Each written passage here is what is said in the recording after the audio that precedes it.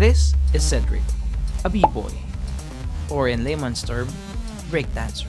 Yeah, he's a new character in our show called Live. We met him on the Filipino bonfire that we organized. And this is King. Yeah, you know him already. The cool guy, the life of the party. Everything started with a joke.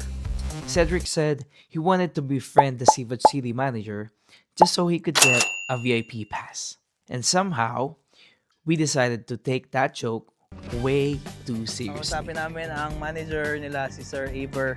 At ang goal natin, tatlo. Una, kukuha tayo ng VIP pass para sa kanilang late night madness. Pangalawa, maging star ng dance floor, si Cedric.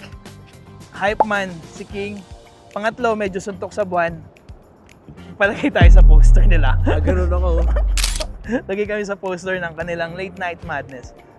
So we walked in with zero appointment, zero plan, and way too much confidence. Sir Aber, the legendary manager of Seafood City, Calgary.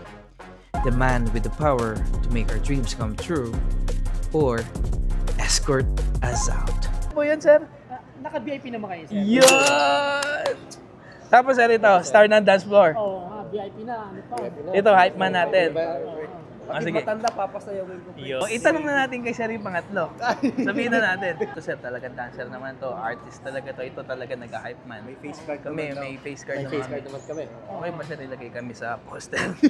December 12. December 12, 13. 12, 13 ano. Salamat po. Bigla na lang. May pagkain dumarating. Maraming salamat po. Ay, din, sir, maraming salamat sa inyo. Thank you sir. Buhay na secure natin yung poster. Poster boys. Poster boys. Poster boys. Let's go. At imagine mo Seafood City, Calgary. Tapos Cedric. King. Ako wala akong gagawin doon pero nasa poster ako. Grabe naman, may halo-halo pa. Maraming salamat Sir Aber. Maraming salamat Seafood City. Seafood City. Uy, solid bro. Pagkain tayo, may barbecue. Sulit. May loha-loha. Take home ka pa, boy. Ang kagandahan nun, mission successful tayo, man. Di ba? Ikaw, hype man, star ng dance floor.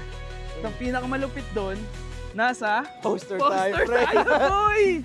Asa poster kami! Sa poster kami, guys. Dancer, hype man. Anong gagawin ko pero nasa poster ako? Papogi. Yun ang malupit. Okay, see you guys. See you guys.